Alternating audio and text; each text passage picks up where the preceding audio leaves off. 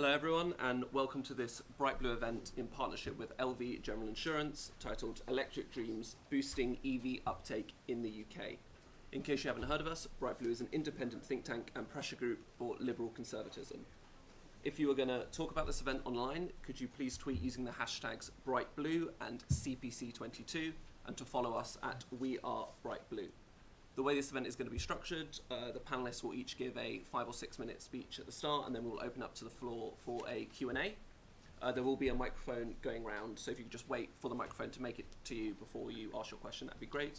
This event is also being live streamed, so we will also take some questions from the live stream and anyone watching at home. First, just to introduce the topic a bit more, as I mentioned, it's about electric vehicles and the transition to electric vehicles.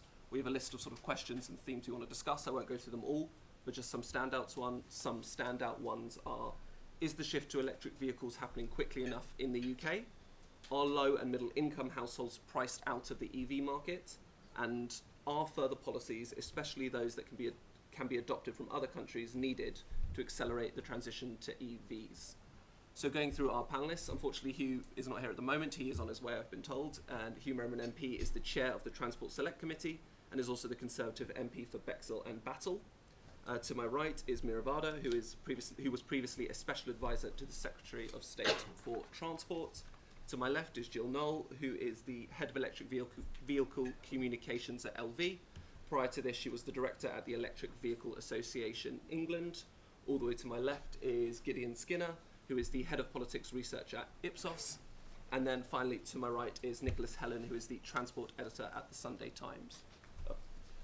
So sorry, I wouldn't want to think I've just got out of bed. I've just been with this Centre for Policy Studies, and someone from number 10 says, why don't I wrap up? And if I walked out at that point, it would look like I was absolutely fine, don't worry. 10. We thought your batteries wasn't That's another story. Well, I've just introduced everyone, so I hope you're ready, because I'm going to go straight to your speech. Yes, indeed. Well, thanks for that. Look, it's great to be here, and again, apologies for being delayed.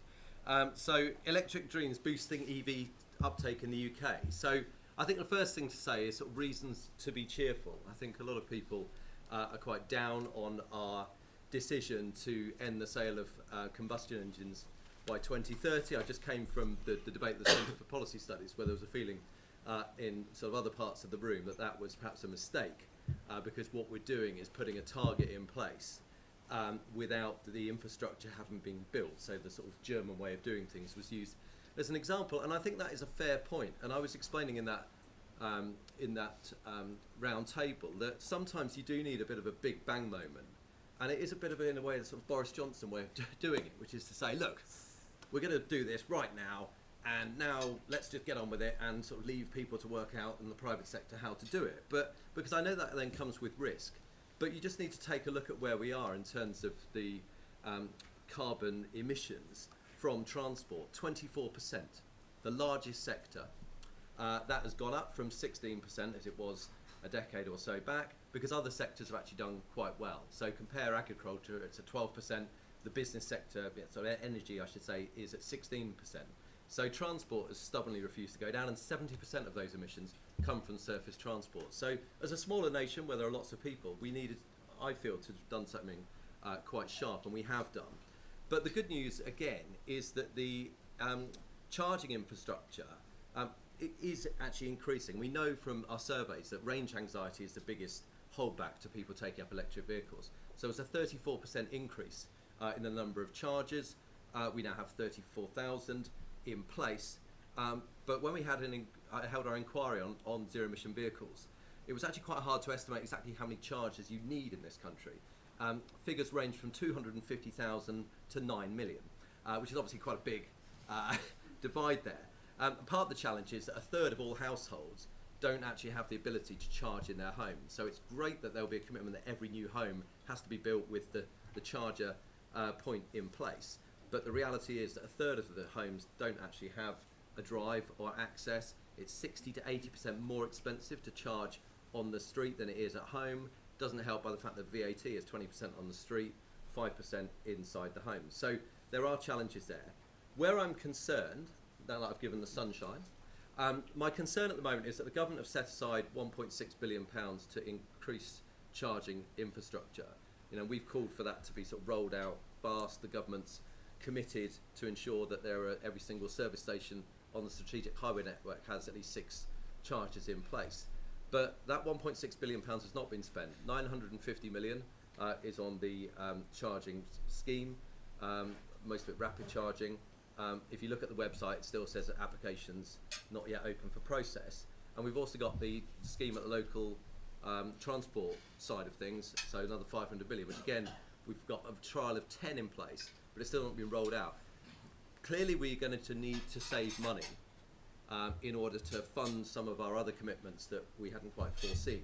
My concern is there might end up being a raid on that budget in order to actually plug the holes that I'm afraid to say we've actually made wider elsewhere. And I think that would be a mistake, because again, it's no good government actually setting targets, ambitious targets, and then actually not being the seed investor to ensure that a market is created, and then we step back and allow the private market to recover. So I'll stop there because that's sort of probably enough from me.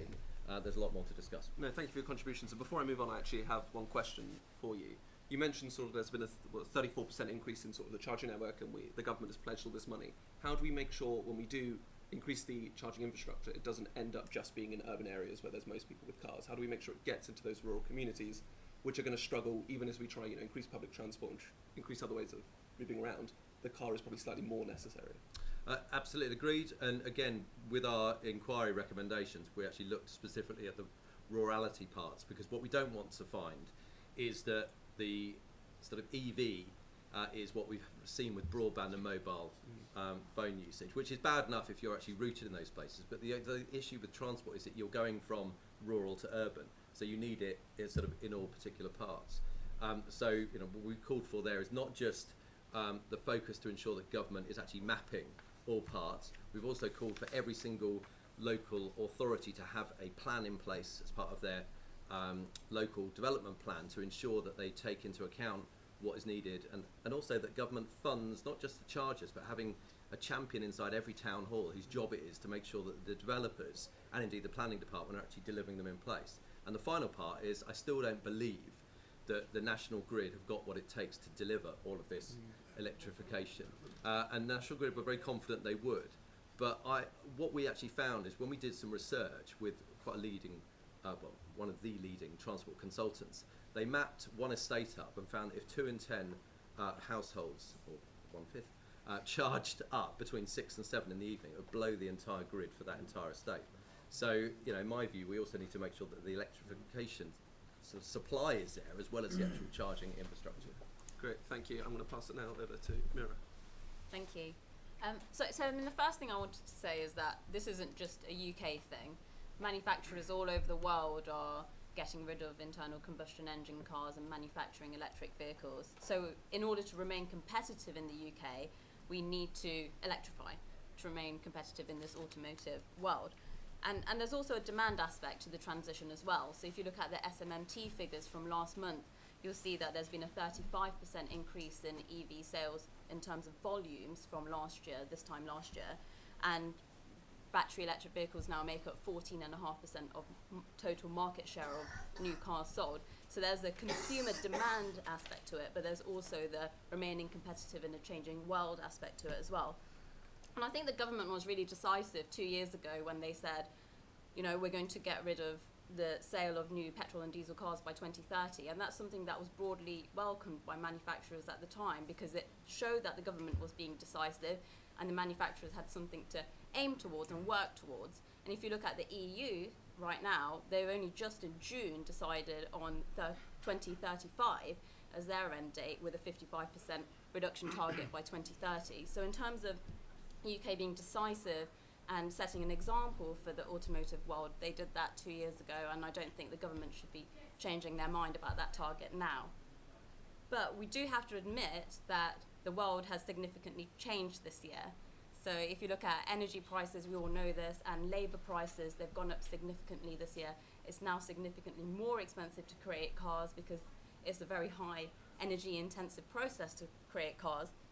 And also our relationship with China has become more strained, and that has an impact on supply chains. And then we all know in the leadership election, the government, the new Prime Minister, committed to no new taxes. And from a Treasury perspective, if you have a declining road tax income. So at the moment, fuel duty and vehicle excise duty bring in about £35 billion a year to the Treasury. If that's declining due to increasing EV sales, you can see how that creates a pressure on the Treasury to slow down. So there's these challenges that have come up just in this year as well. And the temptation will be to slow down, but for a pro-growth government, as this government is trying to be, doing so will make us uncompetitive. There are some really big policy announcements that the government has to make in the next 12 months, including on the zero-emission vehicle mandate, which basically will set the trajectory for reaching that 2030 target, setting targets for what percentage of manufacturing should be electric in every year going up to 2030. That's supposed to be coming out at the end of this year. There's also policies surrounding domestic battery production and gigafactories that are yet to be announced. And the government needs to make a decisive commitment or some sort of statement on the role of hydrogen in heavier vehicles, which has so far not been as strong as it could be. And then there's also the treatment of batteries in future trade deals, which is something that the Department for International Trade's been looking at. There's quite a lot still to do on the policy landscape. And whilst the temptation for the government might be to slow down, actually the government should be brave about this transition and keep an eye on growth, jobs and competitiveness. The automotive sector in the UK employs hundreds of thousands of people, and only by protecting and growing those jobs and maintaining our innovative capabilities in this sector will we be able to thrive in this new automotive world. Thank you. Great, thank you. And then again, a sort of another question before I move on. You mentioned that sort of as we get more electric vehicles, the Treasury will make less and less from fuel duty. Do you think there is a risk then, as we sort of approach the 2030 deadline, that the Treasury fights to push that back? Or do you think that's a bit doom and gloom and that won't actually happen? I know Kwasi has been a relatively big ally of sort of, the green transition in general. Do you not see that as a risk? So in terms of the Treasury and the government has been thinking about alternative mechanisms for raising those taxes for a while. You did an excellent report earlier this year on road pricing, and the Treasury was actively considering that. But the events of this year has just meant that the government didn't and won't, I don't see in the near future, won't be thinking about rolling that out or doing any public consultation on that. And I think you're right, that is a shame from a Treasury perspective, because then you could create a fairer system of taxation across the board, and one that would last for the next 50 to 100 years whilst we know that fuel duty is declining. Yeah, great, thank you. I'm now going to pass it over to Gill. Thanks so much. So hot off the press, and the good news is that whereas August's market share for new registrations of battery electric vehicles was just 14.5%, September's we've creeped up to 17%. So we can see that the trajectory maintains its onward kind of spiral, if you like, which is good news for electric cars. I've been working across the EV and energy industries for 10 years now. Spent many years working on EV grid integration projects, so my ears pricked up, Hugh, when you were talking about the piece of work that found that actually, there will be a challenge for local electricity networks if everybody gets home, plugs in at 5 o'clock. And that's exactly why smart charging has been introduced, to manage that impact on the local electricity network. So I don't foresee that as a particular problem. We also know from a lot of work that's been done by the distribution network operators that actually, in terms of driving and charging behaviour, if you do have a street full of electric cars, people simply don't plug in every night. That doesn't happen. And we are seeing, particularly with off-peak energy tariffs, if you do have an electric car, if you do have a driveway, and if you can charge at home overnight, people are tending to schedule their charging so your car charges within that off-peak period, so it can be as little as 7.5 pence per kilowatt hour. So just to give you an example, I drive a Kia e-Niro. My first electric car was a second-hand Nissan Leaf. A couple of years ago I switched up to an e-Niro. A very comfortable range, real-world range of about 280 miles. So actually I only have to top it up at home once or twice a week, if that, depending on how far I'm going to drive. But for me to fully charge my electric car off-peak, it costs me £5. So that's £5 for 280 miles, which is incredibly good value. And that's the beauty of driving electric cars. In terms of costs, yes, the higher upfront cost is greater at the moment than their petrol and diesel equivalents, but if you can start looking at the total cost of ownership, then they start to make a lot of sense for people who are in the market for a new car. We know that in terms of new car sales, then last year just 1.6 million new cars were bought, compared with over 7 million used cars. So one of the things I would say is that we do need to stimulate the second-hand and indeed the third-hand market for electric cars, so that we begin to see them become truly affordable across our communities.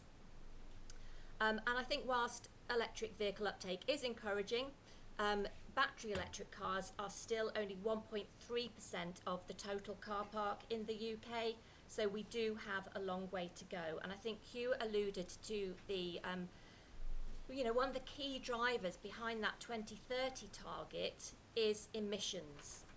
So we know also that 40,000 people die prematurely in the UK because of causes linked to poor air quality. A lot of that is attributable to road transport emissions. So we need to clean up our local Air Quality Act.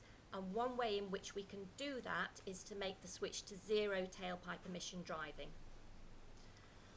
Ultimately, we do need to make sure that electric cars are an option for everyone.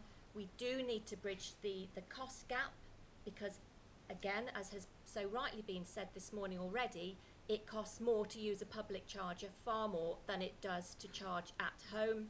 So we do need to bridge that gap.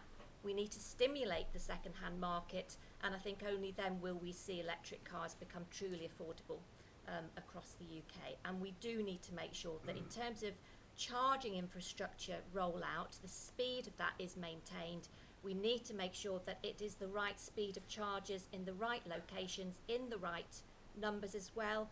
But it's helpful, I think, to remember as well that whilst we're looking at a target of 300,000 public chargers by 2030, we have upwards of 200,000 home chargers already in the UK. We have about 20,000 workplace chargers, and we also have this thing called community charging. So for those who cannot charge at home, they can rent their neighbour's driveway, rent their neighbour's charger, and that's a really neat way to get over the hurdle of not having access to off-street charging. Great, thank you. Some really interesting comments there, sort of grid resilience and sort of bridging that gap. And my question for you then, you mentioned the second-hand EV market. Do you think there is a way the government or private business could stimulate that beyond just sort of selling more EVs that eventually make their way to the second-hand market? Like, what can be done? So the primary driver for electric vehicle uptake right now is low rates of benefit in kind, because most of the electric cars we see on our roads in the UK are there by virtue of company cars, salary sacrifice schemes for electric vehicles. We know what those rates are up until the end of 2025, but what I would say is that we need a clear plan in place with sustained low rates to take us through to 2028, so that businesses can plan ahead. And we need to see any increase in benefit in kind as modest, otherwise there is a risk that more grey fleet vehicles will enter the market. I had to look up what grey fleet meant the other day. So grey fleet is whereas it's basically where a company car driver uses their own car, which they tend to be older and they tend to be more more emissions, so worse for the environment than a company car. Great, thank you. I'm now going to pass it over to Nicholas. Thank you. I put out a little tweet that we encouraged to try and titillate you, and I cheekily referenced 45 pence tax. I think that's been in the news. I remarked that the silver lining of that remaining in place is you can all get your Teslas at a 47% discount, because as Gill alluded to, we've got this rather tasty subsidy called salary sacrifice. I'm sure she'll give you details after the session, but essentially, never mind all the stuff you hear about plug-in grant, which has been and gone. The big money is a combination of salary sacrifice and benefit in kind. And that's the reason you see lots of shiny cars in posh areas. And I see the boss of SMMT is here watching proceedings beadily. he'll know that back in March, a very curious thing happened in the market, which was it was like Waitrose overtaking Tesco in overall sales. What happened was there's a little runabout called the Vauxhall Corsa, costs about 15 grand, number one seller last year, 2021, forgive me, and suddenly it lost its spot, it dropped to number 3, and the Tesla Series 3 and Y, I think, took number 1 and 2 spot. They cost recommended 42.5 and 55 grand. So what on earth was going on? For the cognoscenti, yes, Tesla bring big batches in at a time, so they always have distortions. But essentially, you see subsidy at work. So if you throw lots of money at things, you can sell lots of cars. I went to Norway this spring, fascinating. At that point, they had about 88%, I think, of all new cars were EVs. I think it was pure EVs. Again, you go to a port called Drammen, about 45 k's from Oslo. As far as the eye can see, lots of shiny cars. Trouble with that, when you've got a balance of payment deficit, it's not, as we do, it's not a great idea to just bringing in. And I'll get to the point, which is, I think that now everybody's talking about belt tightening. You actually have to look a bit harder at who needs subsidy and why. Hugh mentioned there's still some Tories who seem to think EVs are a big prank or we don't need them. If you've ever driven an EV, they're the future, it's obvious.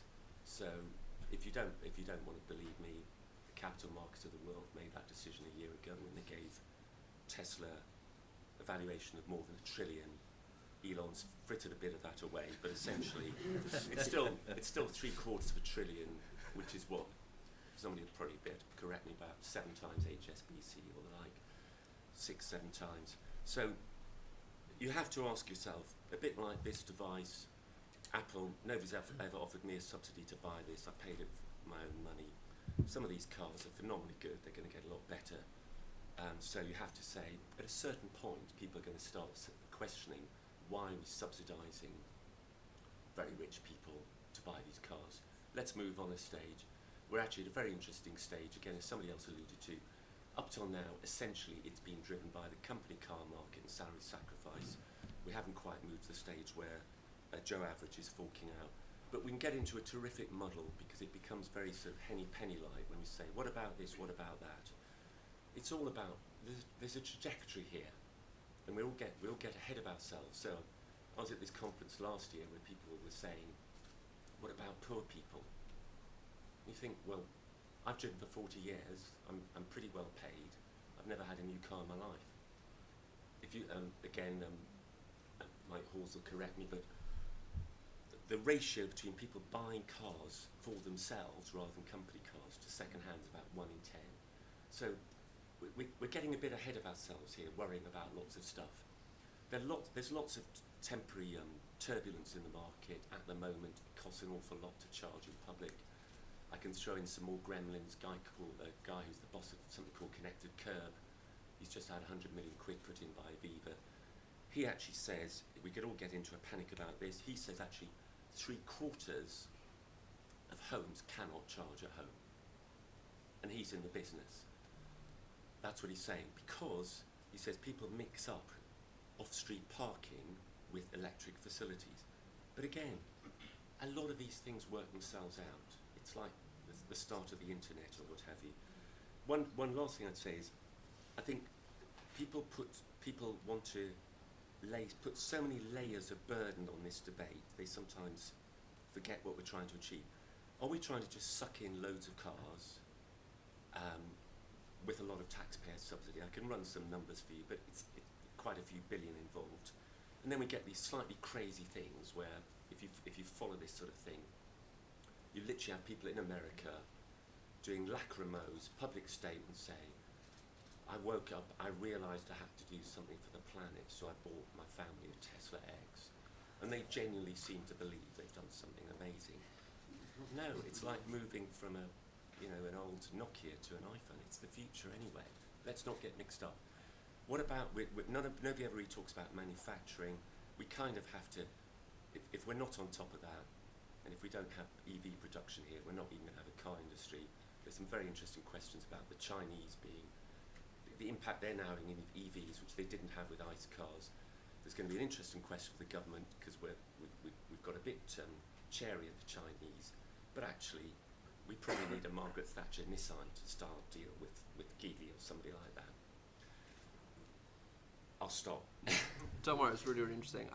My question to you is, you sort of mentioned Norway, and I think 80% was the stat you threw It's out. like 87 or something. At one point it was almost 100, yeah. So what are they doing? And the answer always seems to be the Scandinavian countries whenever I ask any No, questions it's about not. this. Sorry, say your question. I'm No, sorry. interrupting you. What, It's not Scandinavia. It's specifically Norway. Yeah. What are they doing that we aren't? Is it the price of EVs there? Is it average salaries are higher? What exactly are they doing that's caused such a high uptake? Is it better charging infrastructure? They are throwing a wall of money at it. They've got a sovereign wealth fund. They have incredible taxes on ICE cars, absolutely out of this world taxes, to move around anywhere in Oslo. If you haven't got an EV, you're almost paying to go from each neighbourhood to the next. And famously, they've been at it for years. There's a guy from a pop group for some of us from Algeria called Morten Hackett from Aha. In fact, they just had a reunion a few days ago. He started it all off together with a couple of pals way back in, I think, 1989, imported an EV, persuaded the government not to charge for anything. They didn't then change the rules, and everybody came in on the back of that. But yes, it's a wall of money. They tried to create a manufacturing industry. They failed. So it's just imports. I understand. Thank you. And then last but not least, going to pass it over to Gideon. I'm just going to move the microphone slightly closer. Okay, thank you very much. Thank you for inviting me. I think my fellow panellists have shown they're going to be much more expert in talking about, the big policy, regulatory, economic, industrial, manufacturing, etc. questions facing electric vehicles. But I want to briefly talk about some of the opportunities and challenges when it comes to public perceptions, which are obviously another important impact of all of this. And you can see kind of the potential for electric cars. It kind of brings together a number of different aspects of public concerns. You've got clear public concern about the environment. You've got sort of a public support and concern about the level of infrastructure, and actually most of the public's, sort of 4 out of the top 5 of the public's infrastructure priorities are climate related, so things like flooding, water and solar energy, and electric vehicles is one of those. It's sort of related to cost of living. Kind of car drivers are telling us they're trying to reduce the amount of their spending and their travelling on fuel and so on. And you can see that reflected in the real world numbers that Gill and others have mentioned. And we know what's attracting people to electric cars. We can see the benefits. Obviously, environmental benefits are a big one, but there's also other aspects like the lower levels of road tax that's been mentioned, sort of less noise, sort of some of those sort of functional benefits. But it's not just the functional benefits. We analysed at Ipsos millions of social media conversations around electric cars, and actually we found just as many, if not more, people were talking about the sort of the performance and the speed of electric vehicles as they were talking about some of these functional benefits. So it's also about trying to demonstrate the desirability of electric cars. But it's probably more interesting to talk about the kind of the public kind of challenges, the disadvantages that people see when it comes to electric cars. And there you've got the big three. You kind of we've been referred to already. Concerns about charging points, concerns about the cost of buying electric cars, and range anxiety. And I think what's interesting there is that some of those are examples of things we call perils of perception.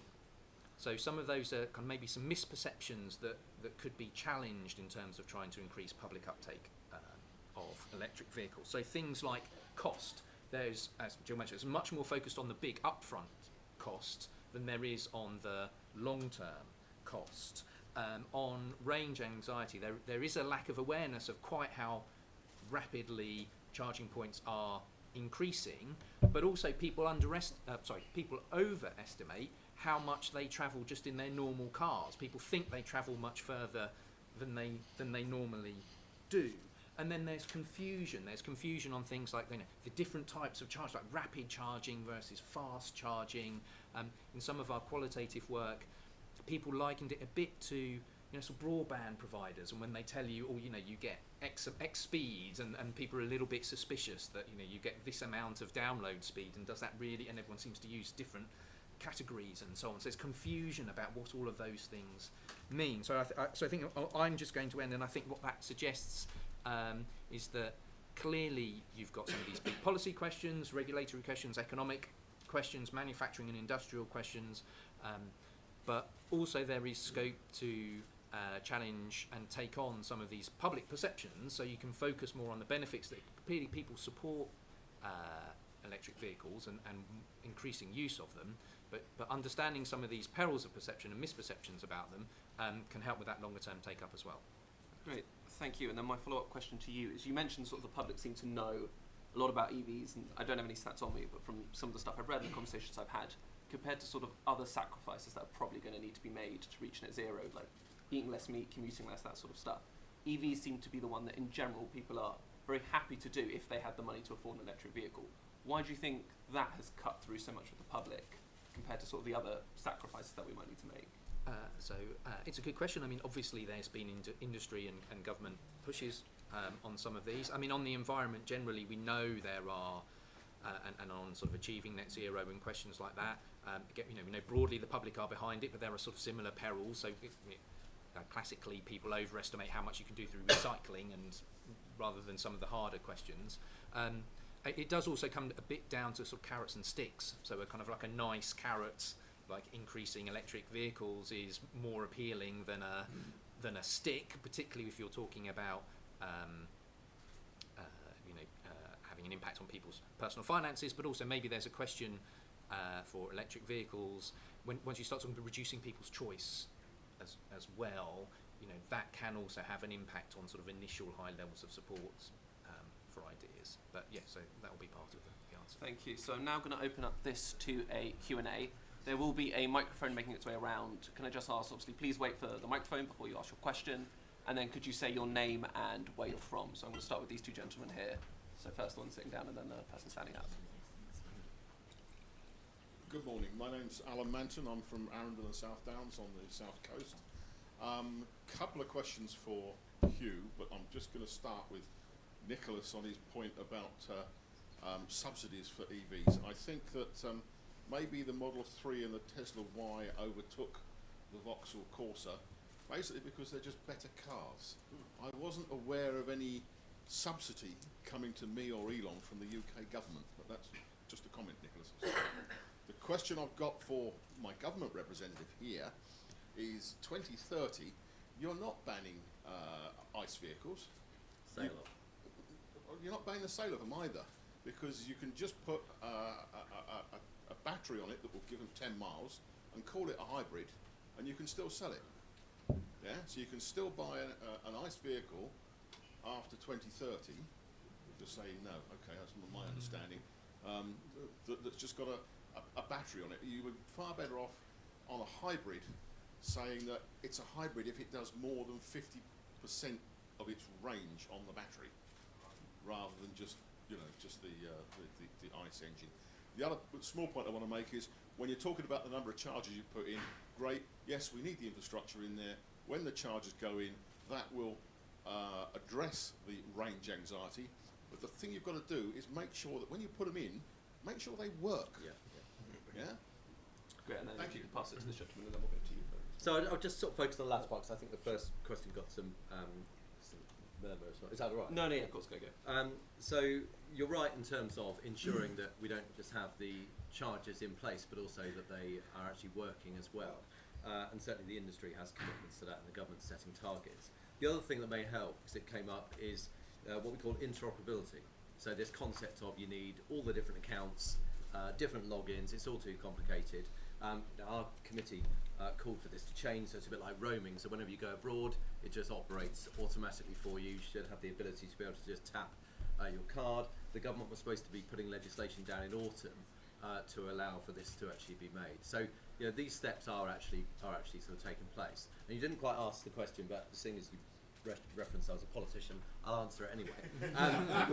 One thing we haven't really talked about is the zero emission vehicles mandate. So what we've talked about here is the subsidies, so the plug-in hybrid grant, which I was never a big fan of, because ultimately only the wealthiest people could actually afford to take up the car. Well, I would disagree I'm with on you, a sir. pension and I didn't get a subsidy for my. Well, if you're looking at for my car. the cost of a car, I would actually say that someone on the minimum wage that's still paying tax is actually subsidising something that they can't actually afford. So, but nonetheless, what's happened is that that's changed, and the zero emission vehicle mandate, which we called for thanks to ideas from the likes of Bright Blue and others, basically says that if you are a motor manufacturer and you don't sell enough EVs into the market, then you will have to buy credits off those who do, and those credits can be traded.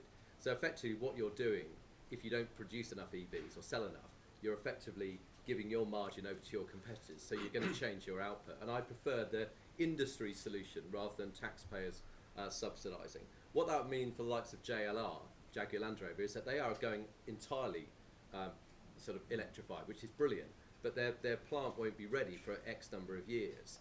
So their challenge is they'll have to pay enormous credits when they're going to end up going to 100%. So I'd like to see them almost get a sort of rebate, so that if they don't get there by the time they say they would, then they have to pay, rather than being stuffed for the first couple of years. I know that wasn't your question, but I hope that it was a decent enough Elon answer. factory within 6 to 12 months. I say no more. Sure. Do you want to pass it to this gentleman here? Yes, Ed Simpson from the Finance and Leasing Association, and my members finance 92% of all new cars bought by consumers. Very pertinent point about the second-hand market. Our members stand ready to, go big time on that with electric vehicles, but the issue is about residual values. We've got data, going back 100 years for petrol and diesel cars, but we don't have that. So we've worked with the Green Finance Institute and Zemo Partnership on a proposal which we put to government for a wholesale guarantee that would help mitigate some of the risk. So just to illustrate, at the moment a 3 Series petrol BMW you could get for £300 a month over a 4-year term. Once upon a time the electric version was £450, that's coming down, but just in the coming years we need some sort of help there. When we've discussed it with Treasury and Department for Transport, they were open to it. When we discussed it with Kwasi when he was at business, he was less enamoured, I think, because he didn't instinctively like sort of free market intervention. So something that, if any of you want to discuss further with us, that we're keen to progress. Sure, thank you. We'll take one more question and then go around. I think it's this gentleman in the bottom right. I'll take just down here.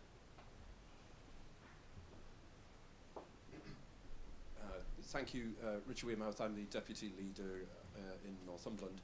And I'm going to cheekily ask 2 questions since you've given me the microphone. The first one is that local distribution network operators are pretty heavily regulated by Ofgem. Do you think that there's more that we can do to allow them the freedom to invest in the grid to make sure that charging is going to be available by the time we have full conversion of the fleet?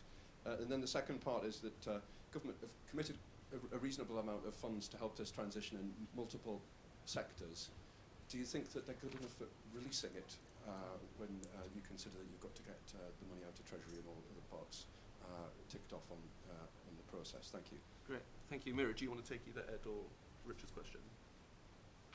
Yeah, so I think really interesting question on the second-hand market to begin with. Safe to say that actually the policy thinking to date has been on the new cars and not so much on the second-hand market. And when last year when we were having quite a lot of conversations about EVs, this is a question that kept on coming up. But from a policy perspective, there's not been that detailed thinking yet, and it's kind of the market will make it happen eventually sort of thinking. So I think your idea on the wholesale guarantee and also ensuring that the battery price is, that the battery capability is maintained in the second-hand market, I think that thinking is pertinent and necessary now. So I encourage you to engage with government as much as possible on that second-hand point, because it isn't something that's been thought about in much detail. And then just on the grid point, I'm not an expert in the grid at all, but actually it's really interesting what you say about strengthening the grid and giving the private sector the capability to do that. Just going back to Hugh's point about the £950 million that was for the motorway service areas on this rapid charging fund, actually it doesn't cost £950 million to put in chargers at every motorway. It's for the grid, and that just shows how expensive it is to strengthen that grid on the key route network on the motorway service areas. And if there's anything that the government can do to encourage the private sector to help out, actually that's a saving for the government and encourages private investment. So I think it's a good idea. Obviously, Ofgem have strong views about who should and shouldn't be messing around with the grid, but I think it's something the government should be thinking about, especially because it's so expensive to put in that infrastructure. Thank you. Gill, do you want to add anything on the second-hand market or about the grid? Or? I'll add something on the grid side of things, if that's all right. So the distribution network operators, who are the ones responsible, as opposed to National Grid, so the DNOs are responsible for the local electricity network, so underground cables, overhead lines that connect our local homes and small businesses. They've been working ahead of need since 2012, actually, to make sure that the local electricity network can facilitate the mass adoption of electric vehicles, particularly when we see clusters starting to form on our streets. However, I think the big challenge at the moment for the DNOs is lack of visibility of actually where the additional load is. So they don't have a good view of where all the home chargers are, for example, and they need that view enabled to effectively plan their network upgrades or their reinforcement, because if they can plan ahead of need, it's something like a quarter of the cost, rather than them reacting to the need to upgrade. I think on kind of larger connections, then there is an issue because and it can hold up the rollout of charging infrastructure in certain cases because there are queues, the costs are significant, and that is putting some businesses off, for example, installing charging infrastructure. So I think as we see the rollout, then those are certainly issues that do need probably more attention. Good, thank you. I'll open it up to some more questions before we go back here, and then the lady just on the end there. Good morning, Peter Gona Ford from Viatech Associates. Just to pick up on the point about DNOs and what are now called DSOs, because they actually do generation as well as distribution. Scottish and Southern does not actually have the infrastructure in place. So Scottish and Southern is actually employing companies to go round to actually put throttles in place for anyone who installs a home charging point to ensure that both the house and also the local connections, open typically poles in rural areas, is not stressed, because they cannot put in the additional three-phase connections, because that means 240 volts, the next one up is 6 kV, then you have to go to the 11 kV, they've got multiple 11 kVs before they get to the 133 kV. That investment is staggering, absolutely staggering, so that one. But coming back to my question is, it does seem to me that the government, or all of us, are trying to solve all of the problems at the same time. So we're talking about incentivizing the second-hand market, we're talking about giving people a subsidy to go buy cars, but at the same time, we take new petrol sales off the road, we take diesel off the road, we lose all the tax from the VAT, we lose the tax from the sale of fuel, we lose the tax from the VAT from the fuel. We're all heading towards this crash point to 2030. Is there a prioritisation, is my question. Great, thank you. And I think it was just the lady at the end here.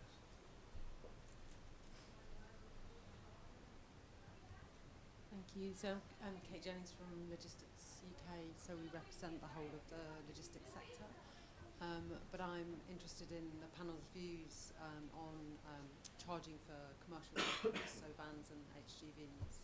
And I'd highlight two issues that members talk to us about. So one is a lot of the van drivers are self-employed. They can't always charge at home, and therefore it's expensive for them if they're charging on the street. And then on the infrastructure side, that it's fine, members are investing in depots and charging on their own sites, but what if they're leasing warehouses? What if there are market issues here, I think, about getting that charging infrastructure and private investment sort of in. So welcome views on that. Thank you. Thank you. Nicholas, I'll go to you first. Do you have an answer for either Peter or sort of Kate's question? I'd answer the question here about, it's the point that Hugh made earlier, that Boris being in a China shop, where they have the sign saying if you break it, you own it. And essentially, I think the question that the government has to face is, if you put a deadline of 2030, does that mean that you have to sort every single problem out? And as you said, where does it end? Where does it end? You weren't even aware of those subsidies. That's not the start of it. I think I'm always astonished that even experts in the field aren't aware of the crazy interlocking level of subsidies, e.g. their offsets, when Musk again made $1 billion a year flogging credits to firms like Fiat Chrysler. So essentially, No subsidy from the UK government for me personally. no, in the that's UK. because if you're not working, that's why you couldn't get a salary sacrifice. That was. Can I do a pension sacrifice? Take that up with the government. At the moment, not to my knowledge, right? But you didn't, and I'm sorry about that. But I think you have to balance two things. On the one hand, there is an iron logic of everybody, all the people in this room who represent various different industries, saying to government basically, you've created this deadline, you've got to help us fix it. The flip side, though, I have to bridle at words like, I think the word was used earlier, saying it's a sacrifice.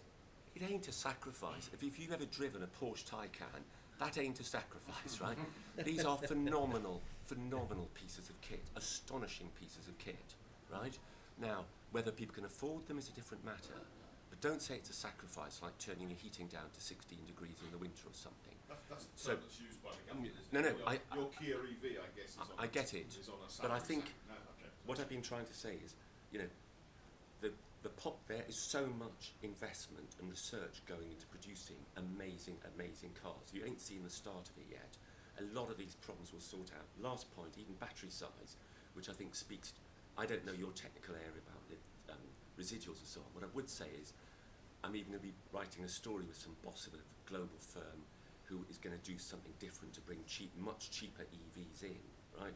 And the risk is, if you say, what about this, what about that, you're just maintaining the Tesla, Apple style level of price band.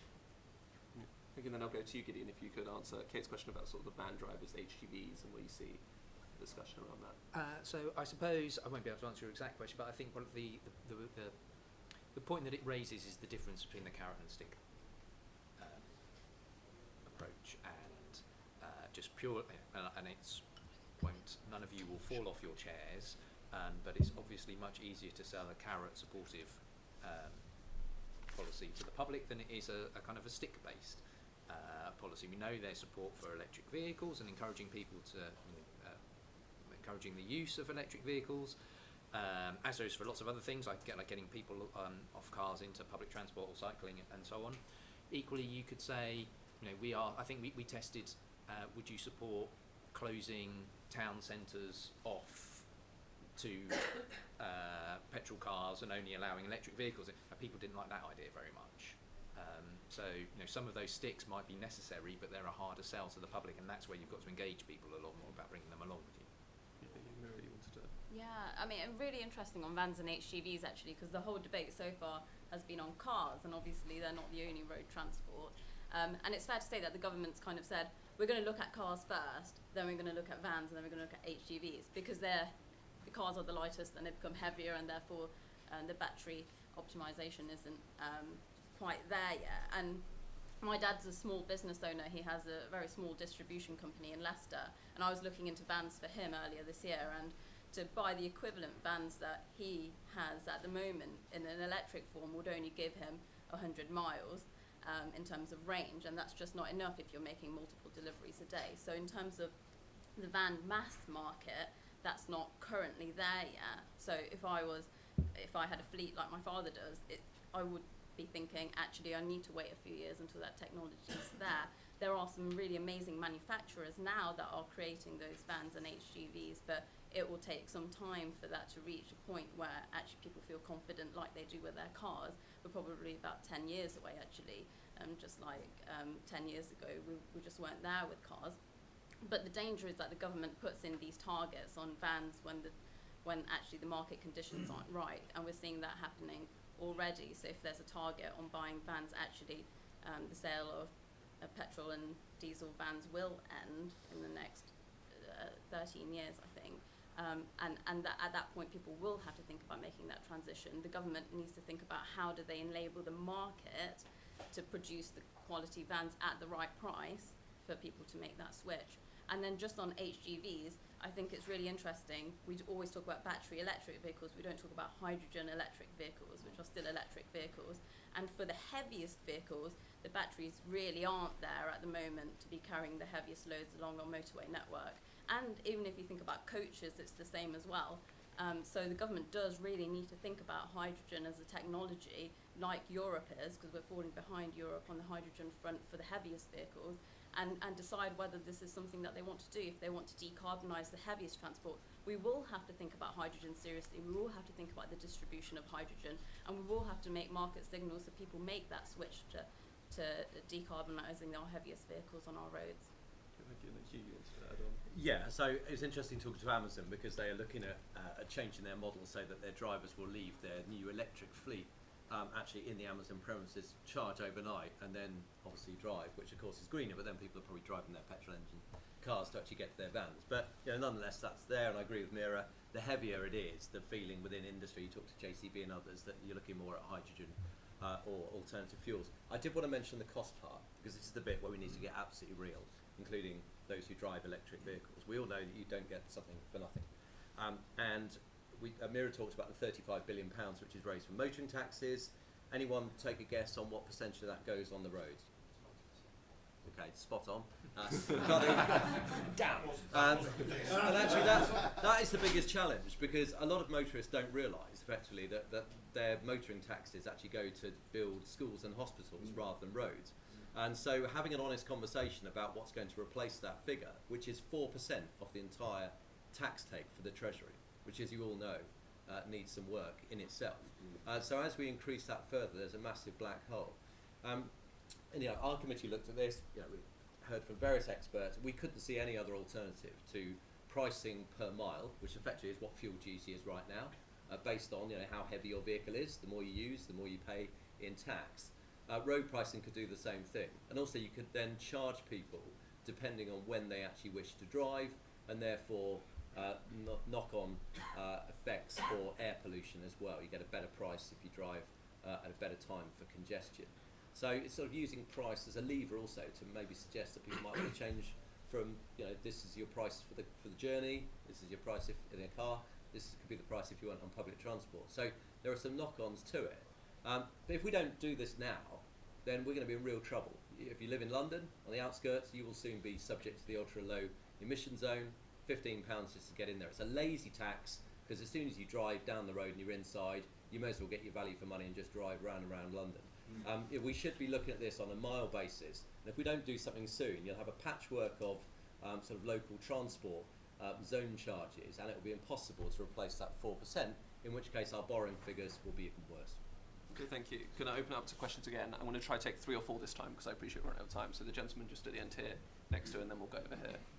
If you could keep them just slightly shorter, just so we can get through as many as possible. Sure. Dominic Quennell, my company's called Enertechnos. We're in the wireless charging business, and it was interesting that Gideon mentioned that the top reason for or hesitation about charging was wireless infrastructure, or rather was charging infrastructure. But wireless charging for electric vehicles is a real thing. It will be here in 4 or 5 years' time. It's going to need government help, and we applied to OZEF, the Office for Zero Emission Vehicles. They have no budget at all to give any help to wireless, which is going to make such a difference to EV charging. Good, thank you. And then I think it was the gentleman just right next to you. Thanks very much. Angus Hill from WA Communications. Naturally, the conversation's been about electric vehicles, but clearly, even if we switch from internal combustion engines to EVs, we're still going to have vast numbers of vehicles on the road and congestion. What does the panel think about the prospects of modal shift to active travel or public transport, bus, for example, under the new government? Great, thank you. And then I think it was this gentleman just here, from the end. Thanks. Yeah, Harry Paplin from Lodestone. My question relates to the EV rental market. There's been a lot of mentions about cost and grid resilience.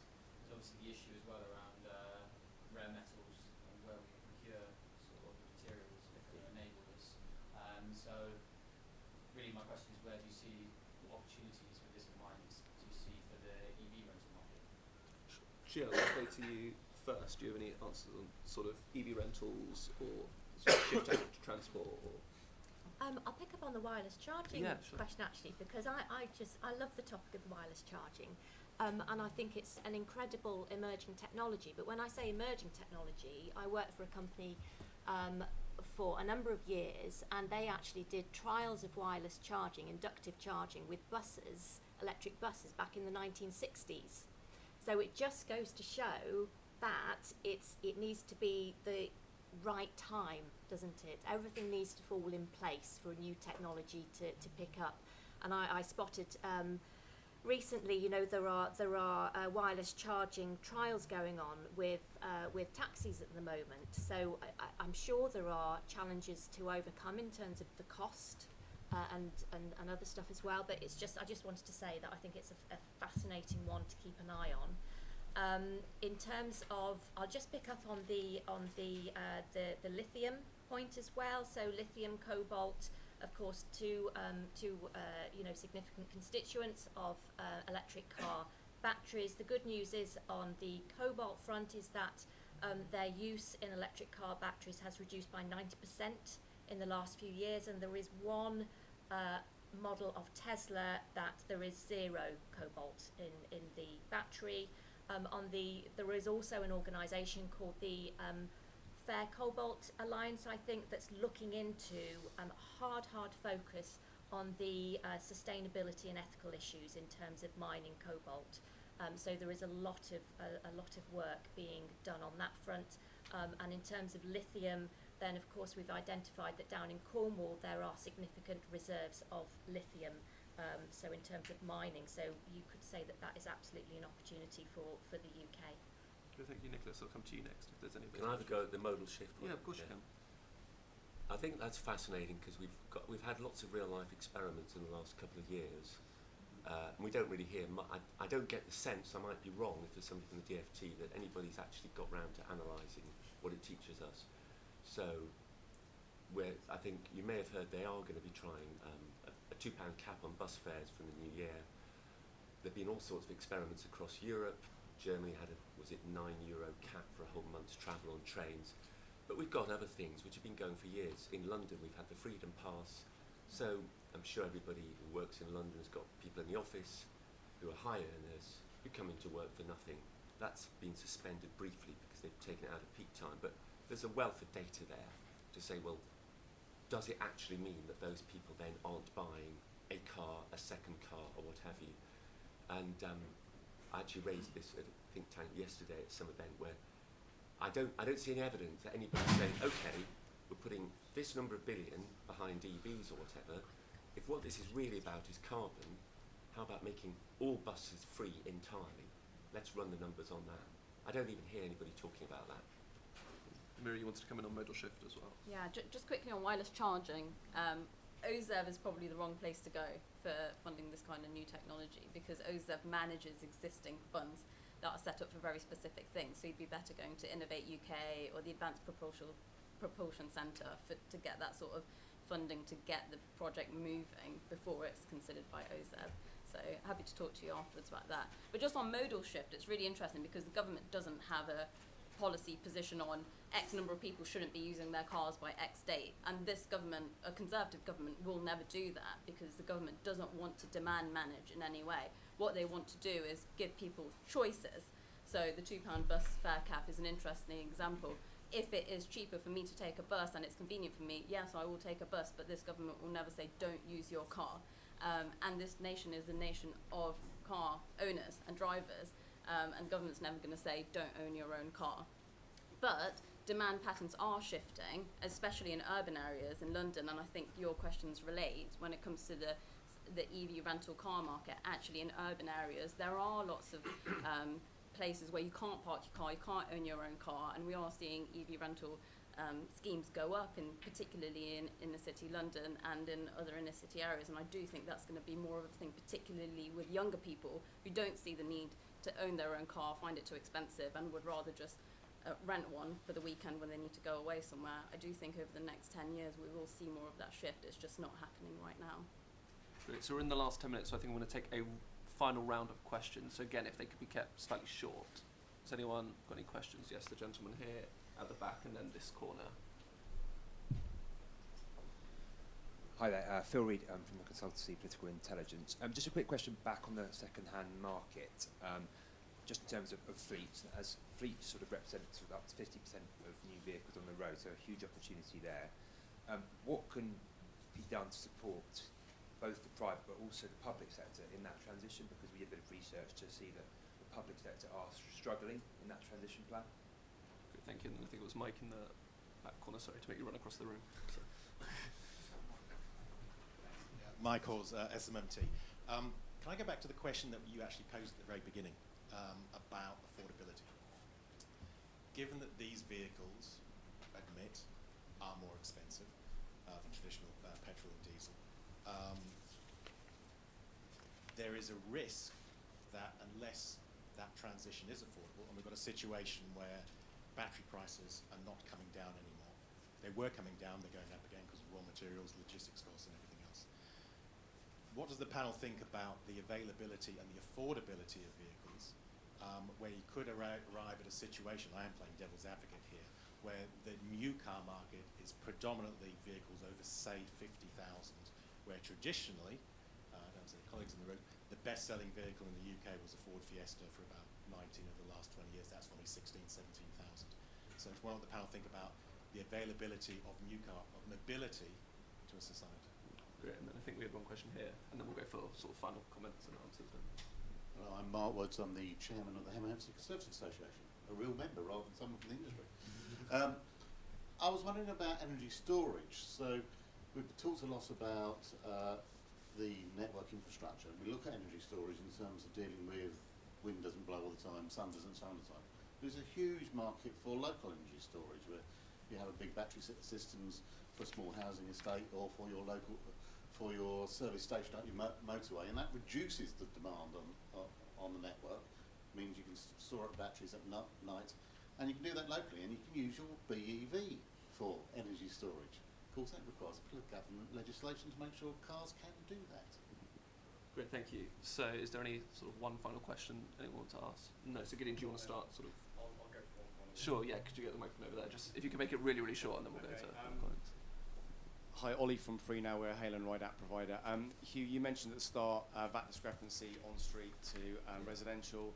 I can't see, given the events of the last 48 hours, the government are going to be looking to reduce on-street VAT. But what about for high-use, high-volume road users like PHVs, private hire vehicles? They would, really benefit from a VAT reduction. Gideon, do you want to start? Final comments, answer those questions. Yeah, so really interesting. I mean, I think the sort of the point about cost is an interesting one, and that does play into public perceptions, and sort of Nick's point about the extent to which, does this just going to happen naturally, that your mainstream as you kind of go from the early adopters to it just becoming everyone has one of these, or do you actually have to start to address some of the public anxieties up in the mainstream about how long value is going to be retained, which will have an impact on the secondary hand market, and so on. I just like last point.